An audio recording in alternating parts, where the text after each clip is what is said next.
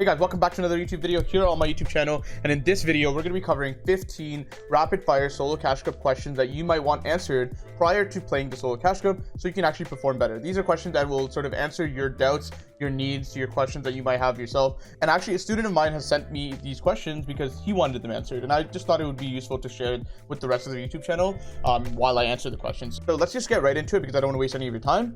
First question is, what is the perfect timing for impacts to minimize risk? There's two main things you want to look for to have an impact be a minimal risk impact, right? I believe you should either go for a unaware target, right? Or a severely weak target, so an HP advantage target, right? So let's talk about the first scenario, unawareness.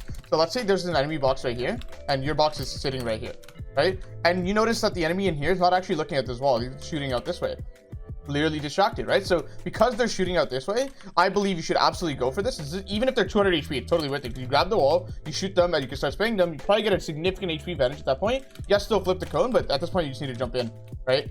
Take the wall, place the ramp, fully take the 50-50 because you probably win. There's no one pump in this game at this point, so just take the 50-50 and you'll win. You could probably do this exact same thing if you sort of do this, right?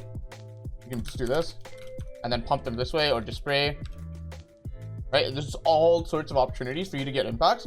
You just need to know when to look for them. So this is the first sort of take in terms of how to get an impact very safely. The other way is to get it on a HP advantage, right? So let's say you're boxed up in this location and zone's going this way. So clearly there must be people backside because usually that's where people are staggering. You open this window, you spray someone, you hit them 150. They end up boxing like below you. Maybe they end up boxing like right here, right? And because they box right there and you know they're low, I would love to just go like this and just take the fight because I'm winning, right? And maybe even jump in. Like maybe I don't do this wall take. Maybe I just go like this, right? And just jump in. And I should just win because of the HP advantage. So sort of go out of your way to chase these players that are low. Don't let them get away with the fact that they're like 50 HP. That should not be a thing, in my personal opinion. I think you should absolutely go for that, even if you have like 500 mats still. Don't sort of feel scared to go for those impacts because I feel like you absolutely have the advantage to get them and they're not actually that high risk. In terms of timing, because that's part of your question, I really believe the best timing for an impact will be somewhere in end of second moving. I think that's like the best timing to get one. If you tarp sort of mat efficiently and solo pad, I think that's absolutely the place where you're going to be finding the most amount of impacts because people are starting to run out of mats at that point. Cool. What's the best way to play out the cash cup to capitalize on the format? Placement, placement, placement, placement, placement. 30 points placement, 1 point per kill. It's really simple. I think that's absolutely the best way to answer this question. A lot of people believe they should W key. Just because you watch pros that W key does not mean you have the skills to W key yet. Should you aim train in game or outside of game? I think outside of his game is really good for mouse control and just absolutely developing that sort of pro level aim. And in-game is absolutely useful too. It's just in-game is restricted in terms of its scenarios. So I think, you know, you can absolutely get good aim in-game, but then you won't have those scenarios that will be offered in something like Kovacs or some other aim trainer that will really sort of take your aim to the next level. So I believe you should do both, more so out of the game. I think that's my preference. I think that's what I feel like gets you more results. You have to understand, even if you never do one of those aim training maps in creative or, you know, 200 pump map or box fights or anything like that, you are still training your aim in game. When you play arena, when you play realistic PGs, anything like that, you're still training your aim in game. That's something to understand. You're never actually obligated to train outside of the game, right? So you're always getting this, but you're never ever getting this. So like just absolutely go download Kovacs. It's like 10 bucks and practice on it. I think it's super useful. And if you're a controller, by all means, you should absolutely use in-game trainers if you're a controller player. I don't think there's options for you outside of the game. Cool. How do I rotate mid-game and where should I go? So for this question, we're going to pull up the map and do a couple examples. We'll do 2 examples to sort of show you.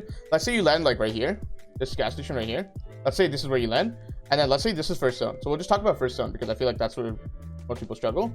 I really believe if you're landing here and you have a car, you should do something like this and then just go base up on one of these hills. This hill is fine, or you could even do like this hill, right? Just go hide somewhere. And honestly, these hills are good for like stack games, but let's say the game's super unstacked, right? In that case, I really believe you should just hide in a house. Why? I believe hiding in a house is really hard to get W key because people don't know where you are. This is what Hydra used to do all the time on EU. If you watch some of my older videos, you'll understand that this is what Hydra does extensively. And it works super well because people don't know you're in the house until they literally go in the house and go check. They're not going to assume you're in the house by going to check. But if you have, for example, a base on top of a mountain, it's very obvious that you're up there. So someone who's looking to W key or maybe get some kills, they will absolutely look at you first. They know you're based up there. Understand dead side. If you want to sort of learn what dead side is, there's tons of videos out there on YouTube about what dead side specifically is. I would just wrap around. The number one key thing to remember about going to dead side, it becomes very hard to access dead side if you don't have a car. So make sure you absolutely get access to a car that can take you, you know, this route really fast, because if you walk this, you're gonna be over here by like 6 minutes into the game. That's not good. I don't think you should do that. So get a car. Make sure you have a car. It enables a lot of your early game rotates really, really well. Okay, cool. So let's go to the next question. How do I avoid getting keyed? We kind of answered that in the last question. You should sit in a house, right? Like if I made like a priority list, right, of like what's best to worst, house, right, bush, and then base somewhere, right? This is what I would sort of do. Like this is the priority list. I would not do this. I would do this. This is still acceptable, but I still think sitting in some sort of building in a corner is the best option, because if someone actually runs into you, you will probably win the fight because you'll get that sort of surprise pump on them right away, and you'll start off the fight with a huge HP advantage. How do I know where to land when I pad? Okay, so this is pretty simple. I don't think you should actually overthink this. Land somewhere elevated, but most importantly, if I need to sort of answer this in one sentence, land safely. That's it. Land safely. Land front side, but land safely. So meaning there's some threats that come here. So when you're landing, right, when you're landing with the launch pad, watch out for other launch padders. Meaning don't try to get into a box with someone else who's also trying to land at the exact same spot you are. So understand, when you do sort of land, look behind you a couple times. Make sure they're not sort of following you. Make sure that if you do land in the box with someone, you at least get one wall so you can just exit, right? You want to leave. You don't want to fight. Unless they're like completely clueless, and you can see that. So try to land safely. I think that's the number one advice that I can give you if you want to sort of land with the pad. Like if you're confused about where to land safely. Land away from people, land front side so you don't have to tarp as much. And I think that will be very useful. What should I focus on when trying to win? Height's the number one win con. You can absolutely win through low ground. It's just more consistent through height, in my opinion. If you sort of take stats, I've never done this study myself, but I've watched so many replays that I see most of the time the winner is just on height. That's it, right?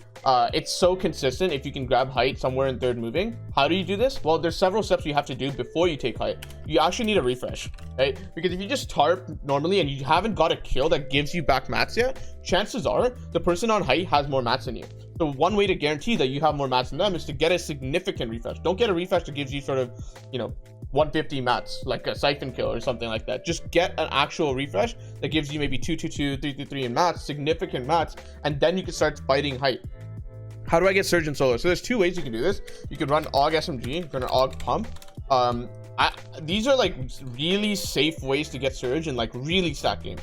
Chances are in round one, the games are not going to be that stacked. I do think there's going to be surge, but they're not going to be as stacked as you think. So I think you can still get away with this, but I would actually just go for damage pretty early in the game. Meaning, circles 1 to 2, try to like car around, get some damage, and then go to zone where you're going to base. That way you're starting off the mid game in like 300 damage or something like that. That would be ideal. If you still don't have surge, understand that the combat SMG has first shot accuracy, so you can tap people from a distance. Cool. How do I conserve my mats more in endgame? Taste and tarp. So let me show you what a taste and tarp is. This is something that's pretty old. Understand that like a lot of people do this, right? And I mean, maybe not so much anymore, but I do still see some people doing something like this, right? Some variation like this. Even this is sort of extensive. You don't even need to do this. So if you need to rotate, I think this is the best bet.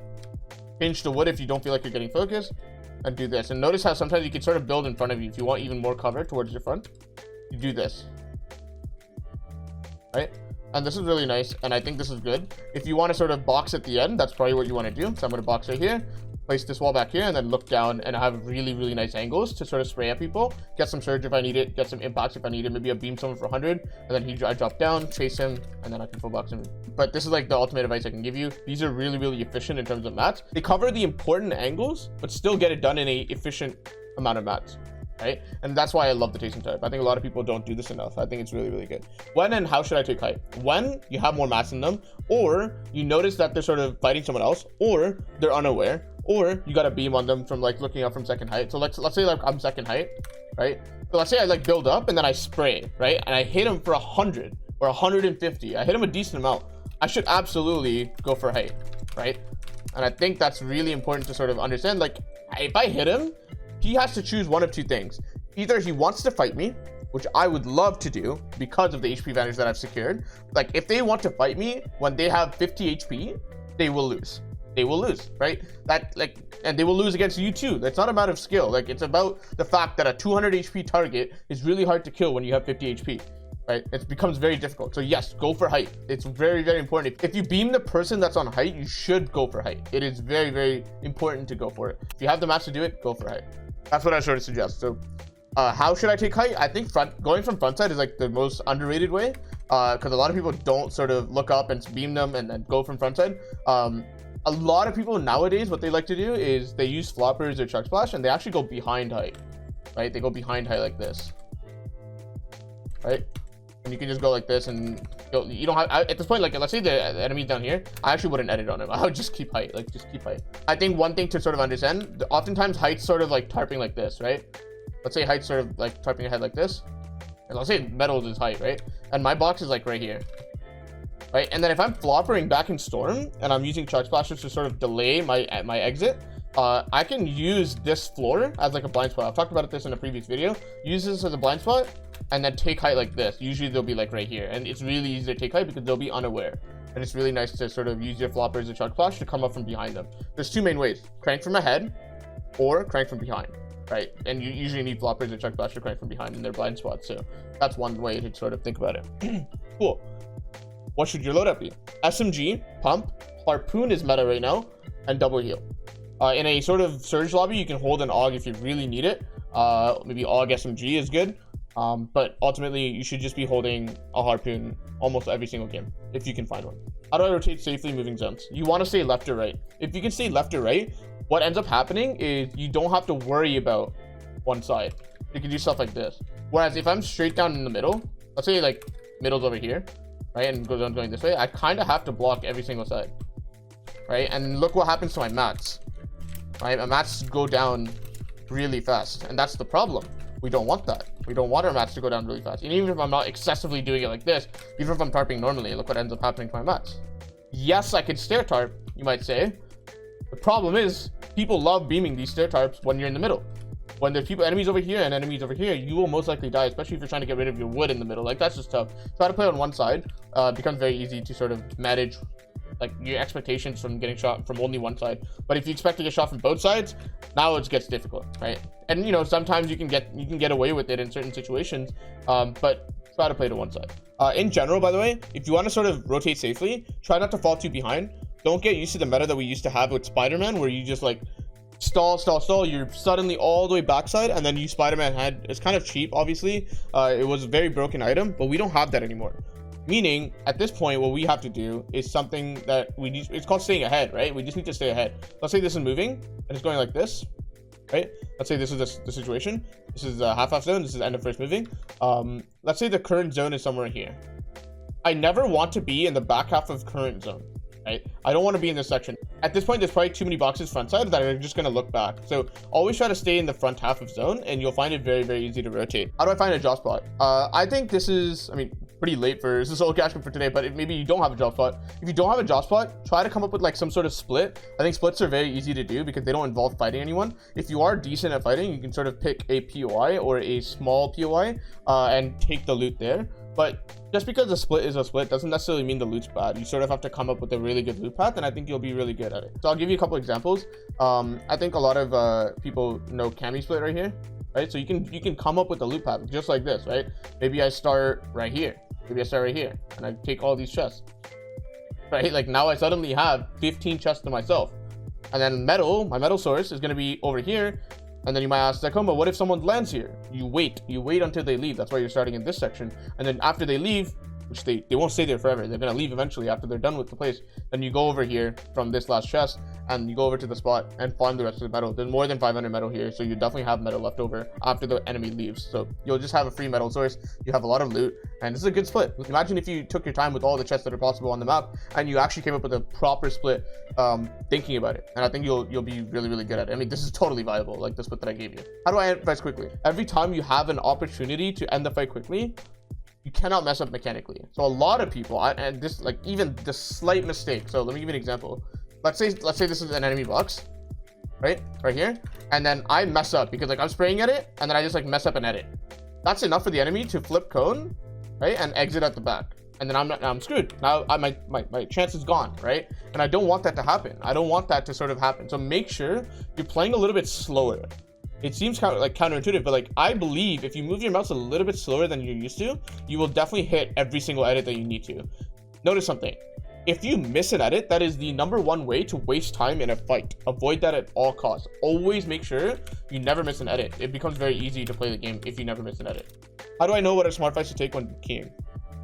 Usually the initial beam will dictate it. So there's no harm or risk in going for the beam, but there is a harm or risk in keying someone after the beam doesn't work. So go for a beam, understand like, hey, like the beam worked, I hit him for 100, now I'm gonna key. That makes sense. That it's a good fight to take. But also understand like there are some fights that are just not worth taking because you already have everything you need. Because if you have everything you need, do you need to take this fight? Is that 1 point worth it? Maybe all that time that you wasted getting that 1 point will get you third party by someone else, right? Understand the location that you are in the map, because like let's say with this example that we drew before, if you're fighting someone here, you're gonna have some problems. This is congested side, meaning there's a lot of POIs that people are going to be rotating from here, right? This area right here, there's a lot of people just moving in. Does that make sense? Whereas if you take a fight on dead side all the way back here, your chances of getting third party go down significantly. If you notice like the skill level of the enemy that you're fighting and you notice that they're not as good as you, maybe you'll actually be able to end the fight quickly without any interference from someone else. So try to take fights on dead side. That's the sort of general thing if you are going to take it. Again, my recommendation, don't take fights. It's not worth it.